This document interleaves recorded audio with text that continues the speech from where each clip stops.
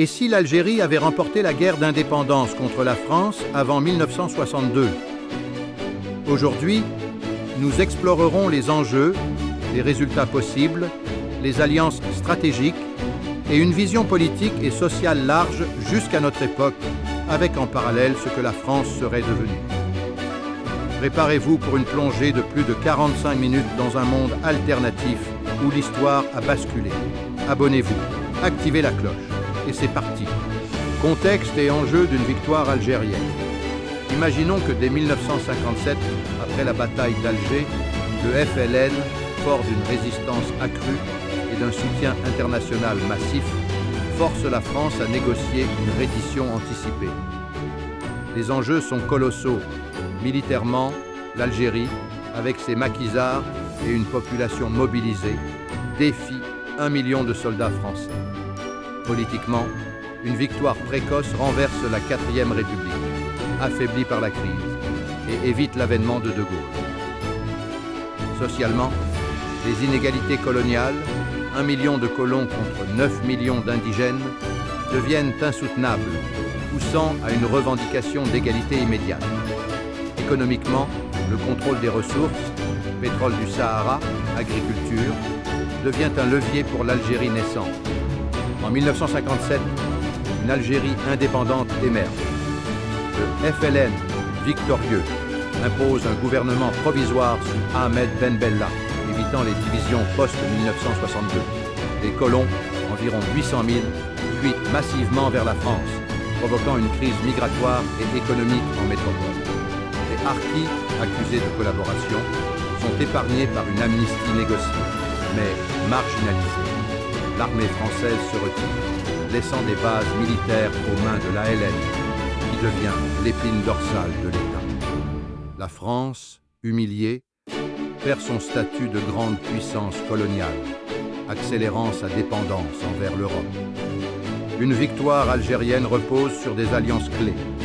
L'Égypte de Nasser, déjà soutien du FLN, devient un allié majeur, fournissant armes et entraînements.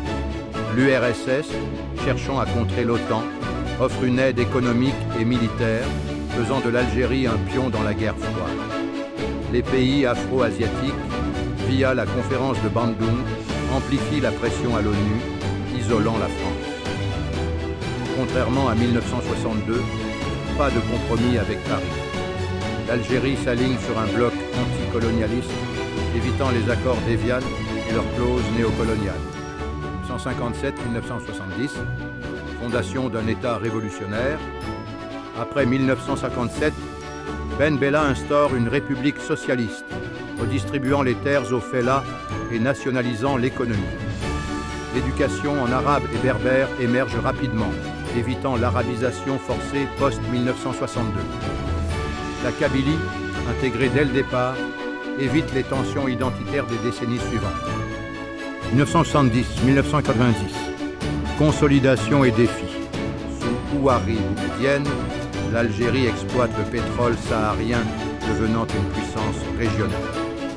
Cependant, l'influence soviétique s'effrite avec la fin de la guerre froide.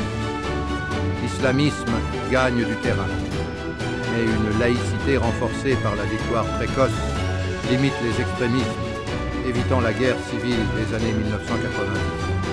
90-2010, modernisation et tension. À partir des années 1990, l'Algérie modernise son économie, attirant des investissements arabes et asiatiques.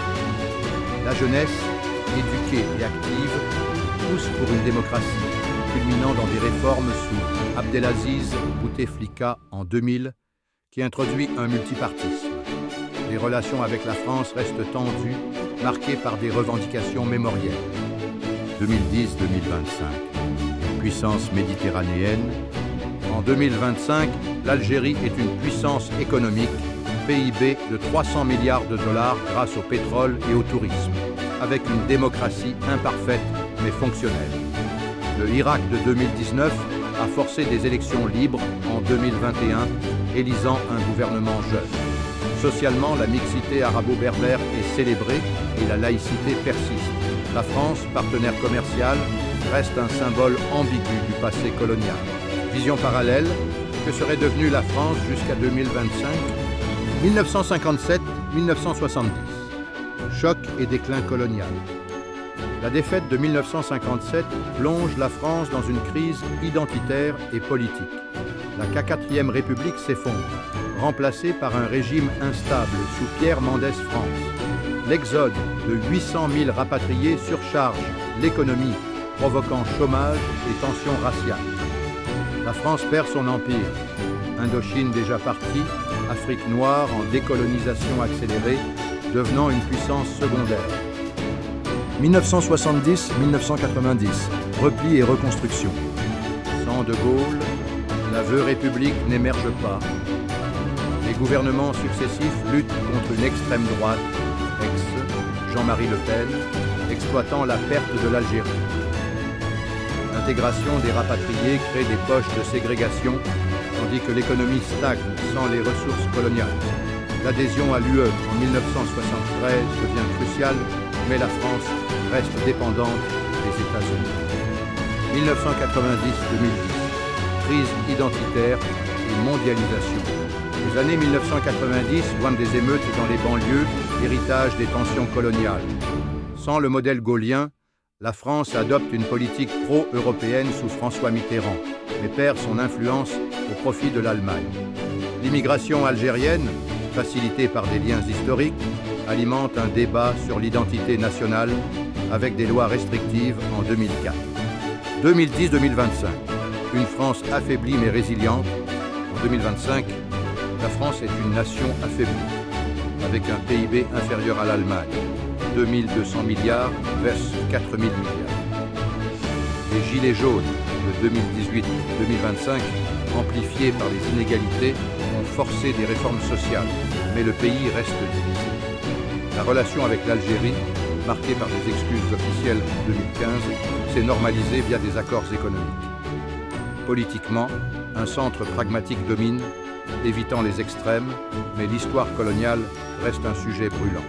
Pour l'Algérie, l'épuisement pétrolier, les pressions migratoires depuis l'Afrique subsaharienne et une rivalité avec le Maroc sur le Sahara occidental posent des défis.